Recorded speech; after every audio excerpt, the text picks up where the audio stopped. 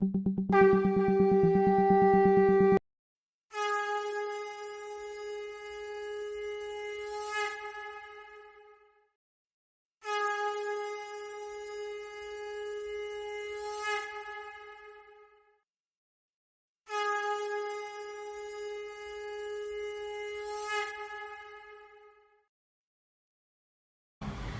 प्रेममय श्री ठाकुर जी के श्री चरणों में कोटि कोटि प्रणाम। जगदीश्वरी जगपालिनी पुरुषोत्तम अर्धांगिनी प्रणाम तुम्हें नारायणी। परम पूज्यपाद पीतिदेव श्री बरदा के श्री चरणों में कोटि कोटि प्रणाम। आचार्य देव के श्री चरणों में कोटि कोटि प्रणाम। समस्त इष्ट परिवार के श्री चरणों में कोटि कोटि प्रणाम। यहाँ उपस्थित पंजाधारी दादा, मातृमंडली, छोटे छोटे बच्चों को मेरा यथा युग स्थान पर भक्ति भरा प्रेम भरा जय गुरु। अभी दुर्गा पूजा का समय है तो मैं कहना चाहूँगी, या देवी सर्वभूतेषु मातृरूपेण संस्थिता नमस्तस्यै नमस्तस्यै नमस्तस्यै नमो। आज बहुत सुंदर आप लोगों ने मुझे समय दिया बोलने का नवरात्रि के दुर्गा पूजा के शुभ अवसर पर, और मैं अपने को बहुत गर्वित महसूस कर रही हूँ कि परमपिता की बातें करने का मौका मिला। परमपिता की बातें जब भी करने का मौका मिलता है तो हमारा सौभाग्य है। हम जब चाहेंगे तब नहीं कर सकते। कहते ना, करता करत ना होते हैं, गुरु करे सब होई। 7 खंड 9 दीप में गुरु से बड़ा न कोई। 7 समुद्र सो मसी करो, लेखनी सब बन राय। धरती सब कागज करो, गुरु को ने लिखा ना जाए। इतनी सारी बातें हम लोगों के पहले सब लोग कह के गए हैं। बहुत कम समय में ठाकुर जी की बातें बोलना माने गागर में सागर भरने के समान है। मैं कोशिश करूंगी अपनी तरफ से कि मैं जो पूरे निचोड़ आप लोगों के समक्ष प्रस्तुत कर पाऊँ। एक किताब हाउजर मैनदा द्वारा लिखी हुई है, ocean in A tea cup, माने एक चाय के प्याले में पूरा समुद्र समाहित है। तो मैं भी कोशिश करूंगी अपने जीवन से जुड़ी सभी घटनाएं, जो हमारी अनुभूतियां हैं, कैसे मैं ठाकुर जी से जुड़ी, कैसे मैं ठाकुर जी के शरण में आई और कहां से मैं हूं। मैं ममता राय, इस समय कानपुर में मैं अपने पति मेरे यहाँ लेक्चरर है, तो मैं यहाँ पर मेरा अभी निवास है। मैं रहने वाली देवघर से हूँ। मेरा सौभाग्य बहुत था कि मैं ऐसे घराने में पैदा हुई जहाँ मेरे पिताजी सह-प्रतिनिधिक थे, जो 90 साल की अवस्था में अब उनका इंतकाल हो गया जून महीने में। मेरे 2 भैया वो भी सह-प्रतिनिधिक है और मेरे पतिदेव भी सह-प्रतिनिधिक है। तो इसका मुझे बहुत गर्व है। मुझे अपनी भौतिक सुख सुविधाओं का गर्व नहीं है, लेकिन इसका गर्व है कि ठाकुर जी हमारे पूरे खानदान में, पूरे घर में ठाकुर जी को हम लोग समाहित करने की चेष्टा कर रहे हैं। पूर्णता तो नहीं कर पाए, कोशिश जारी है। और कहते हैं न, करत करत अभ्यास के जड़मति होत सुजान। तो ठाकुर जी की बातें अनंत है, अनंत है में ठाकुर जी है, और ठाकुर जी को देख पाना बहुत मुश्किल है, लेकिन नामुमकिन नहीं है। जब हम वृत्ति भेदी टान रखेंगे तो अपने परम पिता परम दयाल को जरूर देख पाएंगे। कहते हैं ना, असीम जब ससीम होके सीमा में लेते स्थान, वृत्ति भेदी टान रहने से देखोगे भगवान। जब हमारी वृत्ति भेदी टान हो जाएगा, ये हम लोग कोशिश जारी है, बहुत कठिन ज़रूर है लेकिन नामुमकिन बिल्कुल भी नहीं है। तो मैं इसी कड़ी में, जब मैं देवघर में, हम अपने पिताजी के साथ हम लोग बंगाल में रहते थे, दुर्गापुर नामक कॉस्मोपॉलिटन सिटी में रहते थे। वहाँ पे देवघर से 3 घंटे का रास्ता था, कलकत्ता से 2 घंटे का। तो मेरे पिताजी वहीं से ठाकुर जी से जुड़े और कालांतर में वो सारे सह-प्रतिनिधिक बने, और दुर्गापुर मंदिर के मेरे पिताजी पहले सेक्रेटरी हुए। तो हम लोग वहीं से, मेरा जन्म एक ऋतिक के घर में हुआ, क्योंकि मेरे जन्म से पहले वो ऋतिक बन चुके थे। चूँकि हम अपने जैसे आंखें खोली तो चारों तरफ हमने ठाकुर जी की फोटो को देखा। तो ठाकुर जी में ही हमने जाना कि यही ब्रह्मा है, यही विष्णु है, यही शिव है, यही महेश है। और अभी भी हम लोग जानते हैं, गुरु ब्रह्मा गुरु विष्णु गुरु देवा महेश्वर, गुरु साक्षात परम ब्रह्मा तस्मै श्री गुरुवे नमः। कहते तो जरूर हैं, लेकिन क्या हम इसको समझते हैं, जानते हैं? नहीं। हम सीधे भगवान तक पहुंचने की कोशिश करते हैं। तो इस तरह हमारी परवरिश ऐसी जगह पे हुई जहां ठाकुर जी को कोना कोना में ठाकुर जी विराजमान थे, और ठाकुर जी में ही हमने सबको जाना। कालांतर में जब मेरे पिताजी बड़दा पितृदेव जो हमारे प्रधान आचार्य देव हैं, उनके कहने से जब उन्होंने 7 साल का गवर्नमेंट सेंट्रल गवर्नमेंट का नौकरी छोड़ के वो देवघर आ गए। देवघर आ गए उस समय मेरे दोनों भैया मेडिकल में पढ़ते थे। मेरी दीदी की शादी हुई थी लेकिन मेरी नहीं हुई थी, मैं बहुत छोटी थी उस समय। लेकिन जब वो VRS लिए 7 साल की सेंट्रल गवर्नमेंट की नौकरी प्रधान आचार्य देव के कहने से तत्क्षण छोड़ दिए। और वहीं पर मेरी माँ, कहते हैं ना सधर्मणित्व क्या होता है, वहीं पर मेरी माँ को, मैं छोटी थी उतनी मुझे समझ नहीं थी, लेकिन मैंने अपनी माँ को देखा। माँ ने चू शब्द भी नहीं कहा, ये भी नहीं पूछा कि तुम्हारे बच्चे कैसे पढ़ेंगे आगे की मेडिकल की पढ़ाई, एक लड़की की शादी कैसे हो गई। बस पिताजी के साथ साथ हम लोग देवघर प्रस्थान कर गए। ये 1988-90 की बात है। उस समय से हमारे पिताजी बहुत पहले देवघर आते जाते थे, क्योंकि आप लोग जानते हैं कि पूरे बिहार का, उत्तर प्रदेश का एक तीर्थ स्थल देवघर हुआ करता है। और वहीं पे सारे चीज़ हम लोगों का, जैसे बिहारी लोगों का वहाँ पर सारे संस्कार होते हैं। तो इस कड़ी में मेरे पिताजी का आना जाना बहुत लगा रहता था। और मेरे पिताजी हनुमान जी की बहुत उपासक थे, हनुमान जी की बहुत पूजा करते थे। और हनुमान जी ने ही दर्शन दिया, कहा कि तुम कहाँ भटक रहे हो, तुम जहाँ देवघर में हो वहीं पर तो शंकर जी का वास है। ये पिताजी को सपने में आया। कहते हैं ना, कोई भी चीज़ आदमी करे तो 16 आना ही करना चाहिए। मैंने अपने पिताजी को देखा, जो भी किए 16 आना किए, तभी 16 आना पाए। और हम लोग आचार्य देव कहते हैं, तुम्हारे पिताजी तुम लोगों को क्या दे गए पता है? हम लोग सोचते पता नहीं जमीन दे गए, धन दे गए। उन्होंने कहा जी नहीं, पिताजी ने आप लोगों को लैंड करा दिया और आपके हाथों को, आपकी उंगलियों को परम दयाल को पकड़ा दिया।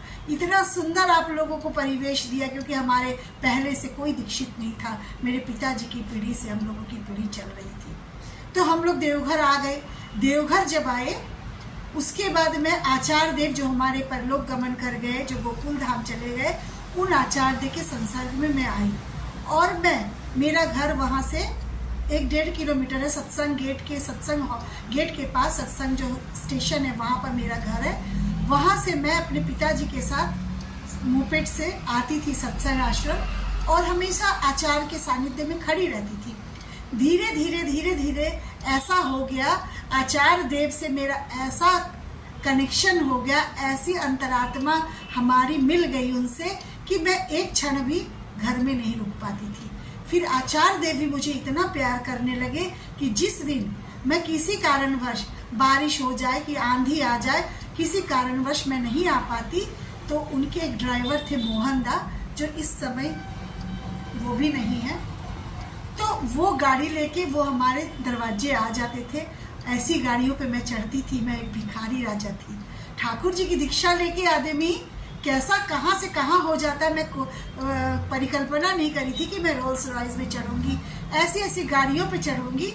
लेकिन आचार्य देव मोहनदा को भेजते और मैं इन्हीं गाड़ियों से सत्संग आश्रम आती, और दिन में पूरे दिन बैठती, फिर शाम से बैठती।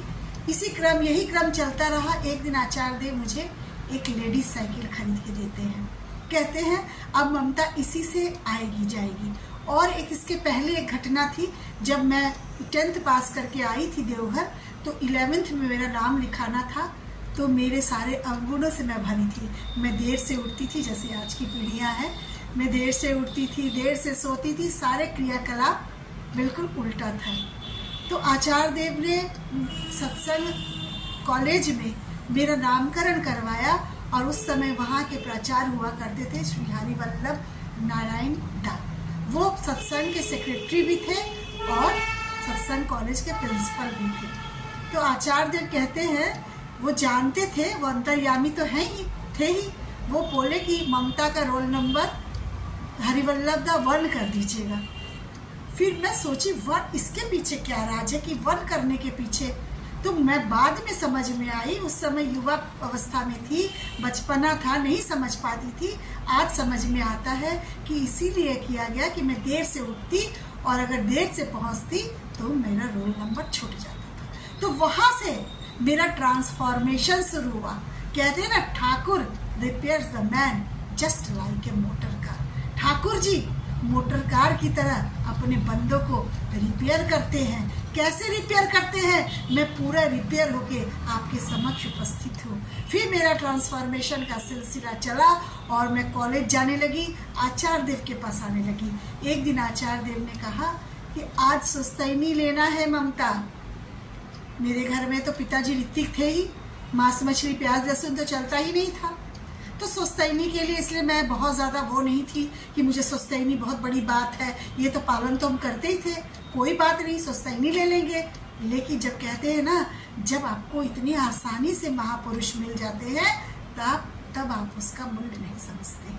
मैं भी, दादा इतना मुझे प्यार करते थे, मैं मूल्य समझती नहीं थी। मैं सोचती थी कि मेरे बगैर उनका काम नहीं चलता, मैं नहीं आती हूँ। मैं नाम का राक्षस मेरे कंधे पे सवार था। ये राक्षस हमारे आपके सबके कंधे पे सवार है और सबको खाए जा रहा है। और ये राक्षस कहता है मैं ही इस दुनिया में हूँ, मैं ही सब कुछ हूँ, मैं ही ये कर सकती हूँ, मैं ही ये कर सकता हूँ। ये राक्षस बहुत ज़बरदस्त है, इसको मारना कैसे है? इसको मारना ठाकुर जी की दीक्षा से ही ये मर सकता है और ठाकुर जी का बीज मंत्र लेके ही हम इसको मार सकते हैं। तो मैं नाम का राक्षस मेरे कंधे पे भी सवार था। मैं बहुत अहंकार में रहती थी कि दादा से तो मैं जब चाहे मिल सकती हूँ, दादा का पीक दान पकड़ती हूँ मैं। दादा हमारे पालथी पे हमारे पैर पे सिर रख के सोते हैं, मुझसे कहते हैं मेरा सर दबा दो। मेरे जमीन जो मेरा पैर जो था वो ज़मीन पे था ही नहीं, आसमान में ही उड़ रही थी। और ये नहीं जानती थी कि दादा मेरा ट्रांसफॉर्मेशन कर रहे हैं। मैं ये सोचती थी कि मैं उनको उनका उपकार कर रही हूँ, मैं ये सोचती थी। एक नादान मन यही सोच रहा था। जब इतना प्यार मिलता है, इतना प्यार मिलता है।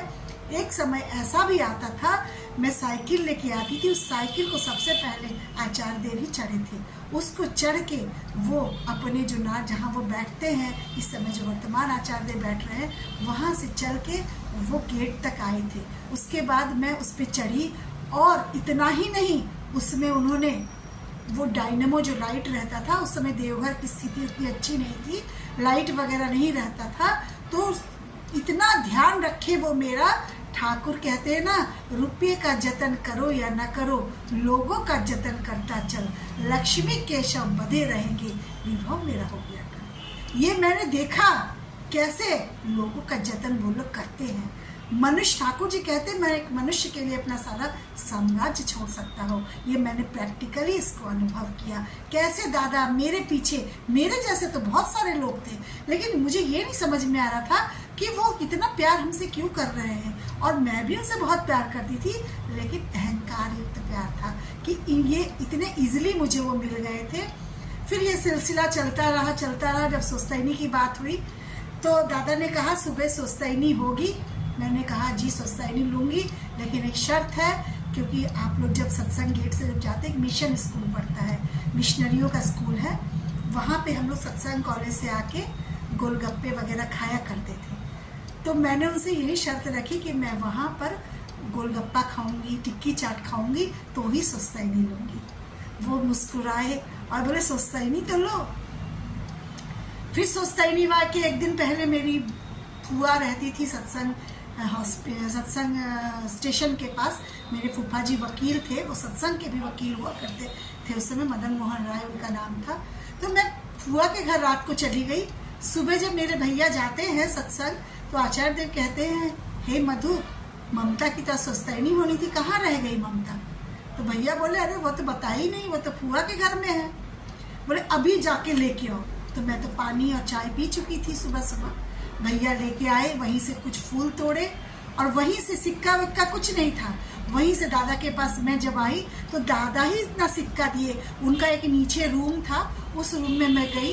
सुबह के टाइम मेरी सुस्तैनी हुई और मैं सुस्तैनी व्रत धारण कर ली और उस सत्संग कॉलेज से मैं टिक्की छोला लगातार खाती रही, उसमें कोई कमी नहीं आई। तो इतना प्यार दादा मुझे दिए। और एक समय ऐसा भी था, मैं जब सत्संग दादा के पास से जब निकलती थी तो कई सारे लोग मुझे छू के, मैं जब साइकिल से जाती थी तो मेरा ये ऑर्डर था कि मैं अंदर से पूरा साइकिल चला के अंदर तक आती थी।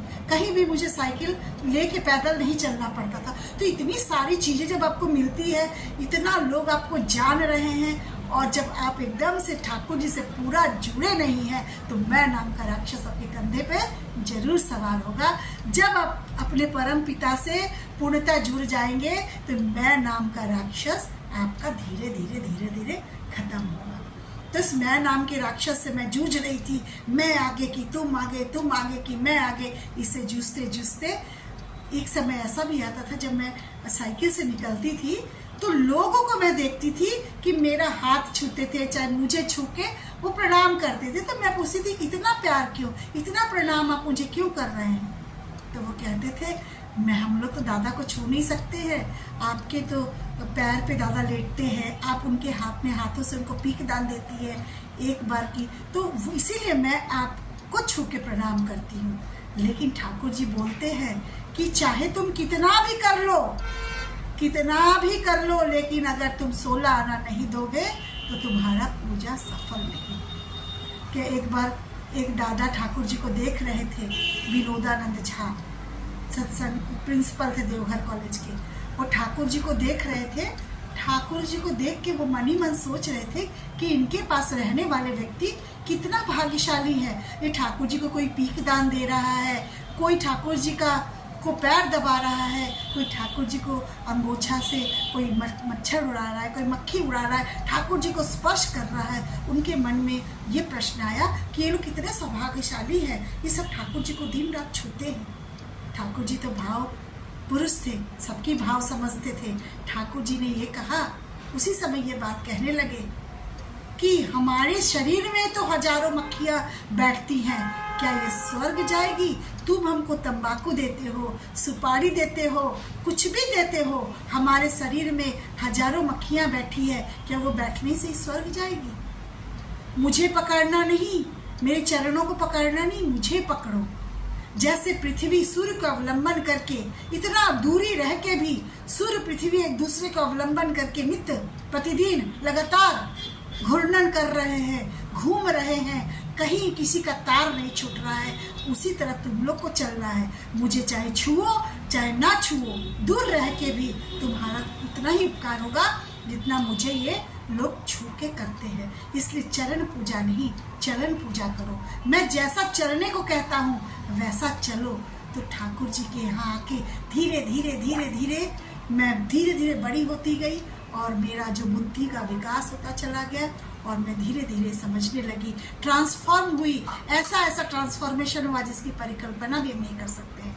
उसमें एक बिना पानी नहीं, तपोवन स्कूल के प्रिंसिपल हुआ करते थे गुरुदा, वो भी बैठते थे दादा के पास। वह दिन रात ट्रांसफॉर्मेशन, आपको लगता है कि वो बोल रहे हैं, हंसी मजाक कर रहे हैं, ऐसा नहीं है। हर बात में वो लोगों का ट्रांसफॉर्मेशन करते हैं, हर चीज में वो लोगों को बदलते हैं, सिखाते हैं। इसको सीखने की बात है। ये कब सीखेंगे? जब वृत्ति वेदी टान आ जाएगा तो हम सारी बातें सीख जाएंगे, सारी चीजें कर पाएंगे। कहीं नहीं तो हम लोग कभी उसको हंसी समझेंगे, कहीं मजाक समझेंगे, कहीं सोचेंगे वो ऐसे ही बोल रहे हैं। जी नहीं, वहाँ ट्रांसफॉर्मेशन होता है। एक दिन आचार्य देव कह रहे हैं कि ममता तुम स्वेटर बनाना जानती हो? मैं तो बड़ाई में थी, बिल्कुल बनाऊंगी, सीधा उल्टा तो जानती ही थी। फिर उन्होंने ये कह दिया कि मेरे लिए एक स्वेटर बनाना है। अब 6 फीट के आचार्य देव, और मैं सीधा उल्टा बस जानती थी, कैसे बनाऊंगी? हाँ तो कह दी। फिर मैं नाम का राक्षस कि अहंकार कि इसको तो मुझे करना है, मैंने उनसे कह दिया, मुझे इसको हर हाल में करना है।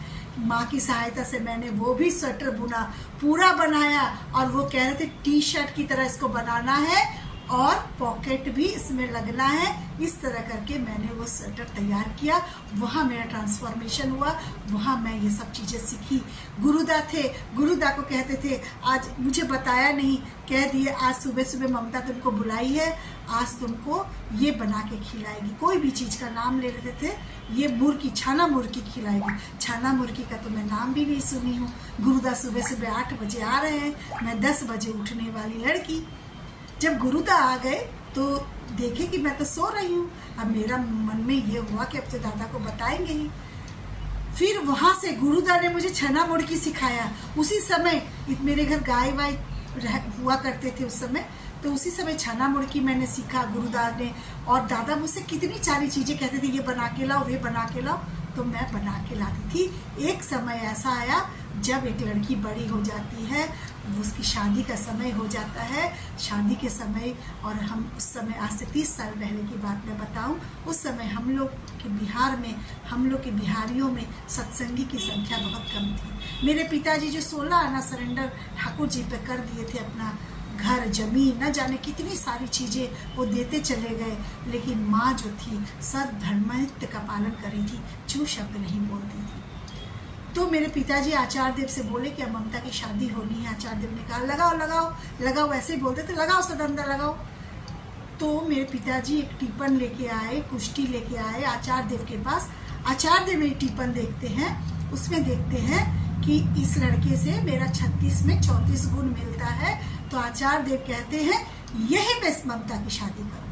16 आना सरेंडर की बात मैं कह रही हूँ, हम लोगों की अवस्था बहुत अच्छी थी, और जहाँ पर आचार्य देव शादी करने की बात कर रहे थे, वहाँ पे मेरे पति देव डॉक्टर सुनील कुमार राय दादा उस समय BHU बनारस हिंदू यूनिवर्सिटी में PhD कर रहे थे। तो मेरे मन में ये प्रश्न कभी नहीं आया कि मेरी शादी, एक अशिक्षित लड़का तो है ही है, एक बेरोजगार भी लड़का है, PhD कर रहा है, पता नहीं नौकरी मिलेगी कि नहीं मिलेगी, ये सारे कुछ प्रश्न नहीं थे। क्योंकि जब आप ठाकुर जी के में रम जाएंगे ना, ठाकुर जी के दरबार में हो जाएंगे, तो आप राजा की तरह अपने का जीवन में सोचेंगे जो होगा बिल्कुल अच्छा होगा।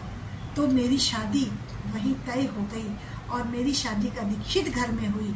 जब मैं शादी हो गई मेरी, मैं आचार्य देव को प्रणाम करने जा रही थी, तो आचार्य देव ने मेरे से कहा, जाओ ममता, खुश रहो, और कभी नहीं ज्ञान ज़्यादा नहीं बखारना है कि मैं सुस्तैनी हूँ, चाहे ये हूँ, और कभी कुछ ज़्यादा नहीं बोलना है। मैं बोली फिर क्या करूँगी बाद में, तो बोली नहीं बोलोगी तो आदत पड़ जाएगी। मैं शादी हो के विदा हो के वाराणसी आ गई, जो मेरा ससुराल वहाँ पे है, वहाँ आई। मैं तो सुस्तैनी थी, मुझे आचार्य देव ने कहा था कि ज़्यादा कुछ नहीं बोलना है, प्याज लहसुन खाया ही जाता था।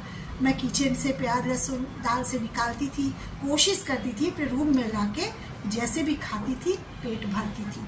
फिर धीरे धीरे मेरे पति देव पूछने लगे ये क्या है, ये क्या है। मैं खुद से कभी नहीं बोली कि मैं ये काम करती हूँ, ये काम करती हूँ, लेकिन एक मेरे आते वक्त मेरी वैनिटी बैग में मेरे भैया ने एक फ़ोटो रखा था, उसमें ठाकुर जी बड़ी माँ दोनों का फ़ोटो था। तो मैंने उनको उसी में श्रृंगार बॉक्स में रखी थी, और कहती थी कि ठाकुर तुम ही अपना स्थान ग्रहण करना, क्योंकि यहाँ तो मुझे नहीं लगता है कि मैं पूजा की अलमारी में आपको रख पाऊँगी। आप सोचो, मैं आपको का जो इष्टवृत्ति करती हूँ, इष्टवृत्ति करती चली गई, मनी मन प्रार्थना भी करती चली गई। धीरे धीरे कहते ना, चुप रहना आचार्य देव ने बोला था, क्योंकि बड़ी माँ की बातें अगर आप सीखेंगे, कुछ नहीं करना है, बस चुपचाप रहना, मीठा बोलना है, मधुर बातें बोलना है। ठाकुर जी बोलते थे ना, बातें करना गुड़ के जैसा, रहे देह लिपटाए, बड़ी होने पर भी मीठी बातें उल्टी दिशा में जाए। ऐसे करते करते करते करते असीम ससीम हो गए। ठाकुर जी अपने अलमारी में स्थान ग्रहण किए। उसके पीछे करता माँ जैसी भी कहानी हुई। हमारे घर में भी जॉइंट फैमिली था, बहुत बड़ा परिवार था, लेकिन ठाकुर जी कंधे पे, लड़कियों के कंधे पे सवार होके सब जगह जाते हैं, वहाँ उसकी रक्षा करते हैं। इसलिए मैं यही दृढ़ता से कहूँगी कि आप लोग किसी भी लड़कियों की दीक्षा करने में थोड़ी भी कोताही ना करें, क्योंकि विशालका यूनिवर्सिटी में जाके ठाकुर जी उनकी रक्षा करते हैं, जो जैसे मेरी रक्षा की। बातें बहुत सारी है, जीवन में अनुभूतियों से भरी है। ज़्यादा समय नहीं है मेरे पास, समय सीमा समाप्त हो रही है, और समय की अभाव के कारण और भी मैं आप जुड़ूंगी, और भी ढेरों सारी बातें करूंगी, और इसी के साथ मैं अपने शब्दों को विराम दूंगी, और सभी से ये कहूंगी, हे परम पिता अनुकूल, चरणों में दे दो शरण, देकर सबको सतनाम, धन्य करो जीवन। सभी की मंगल प्रार्थना करते हुए नवरात्रि की ढेरों शुभकामनाएं। सभी को जय।